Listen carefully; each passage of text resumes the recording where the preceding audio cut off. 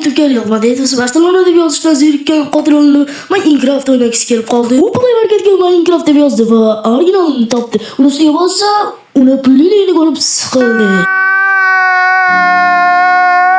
Xullas bu videoda top 3 Minecraft kartalarini ko'rsatib o'taman. Top 3-karta. Birinchi kartaga kirib olganimizda bizni mana shunday uylar kutib oladi. Va biz mana shu uylarning qaysi birida turib bo'lamiz va qiziqqanimizdan survivalda bo'lsa ham mana bu qasrni topamiz. Kiramiz, so'ngra qo'ldagi olib bo'lsa ham yo'qsa iloji yo'q. Mana bu la'natli darvozani sindiramiz. Keyin yo'lak oxirida esa mana bunday eshikka duch kelamiz. So'ngra dastakni bosib ko'ramiz, ochilmaydi. Biz taslim bo'lmagan holda ichkariga amallab kiramiz va yo'lakni ko'ramiz. Yo'lakni ko'zdan kechiramiz va undan yura boshlaymiz. Mana bu esa bu screamer deya chalg'imasdan o'tib ketaveramiz. Yo'lakning oxirida vizerni ko'rganimiz zahoti agar biz survivalda bo'ladigan bo'lsak, shunchaki o'yindan chiqib ketamiz.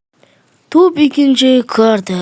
Top 2-kartaga kirganimizda shaharni ko'ramiz, lekin bu oddiy shahar emas.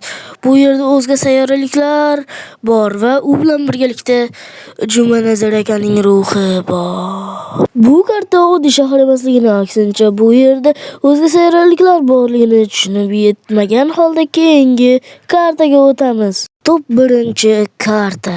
Siz videoni shu joygacha ko'rayotgan bo'lsangiz, tabriklayman. Siz eng qiziq va eng chiroyli kartasidasiz. Bu karta daraxtzor va gullarga boy bo'lgan karta. Agarda siz bu kartani hali ham chiroyli emas deb hisoblagan bo'lsangiz, endi aniq fikringizdan qaytasiz. Chunki men sheyderlarni yoqaman va telefonim portlab ketishiga izn beraman. Sheyderlar yoqilganidan so'ng men chanklarimni ko'taraman. Ana go'zalligim, mana go'zallik do'stlar. Endi bu kartani go'zalligiga amin bo'lgandirsiz. Amin bo'lmagan bo'lsangiz, yana shankni kuchaytirsa undan ham zo'r bo'ladi va siz maza qilasiz. Shaderning soya effektlari ham juda ajoyib. Bu yerga o'zini nafisligini berib turibdi. Har bir pikselgacha nafisligini beryapti. Endi esa bu kartani qayerdan yuklab olish kerakligini aytaman. Bu kartalarning hammasi mana bu ilovada mavjud. Bu ilovani Play Market yoki App Store'da yuklab olasiz va ichiga kirasiz. Kirganingizdan so'ng kartalar, ya'ni Maps bo'limidan mana shu kartalarni yoki undan boshqa kartalarni ham topishingiz mumkin.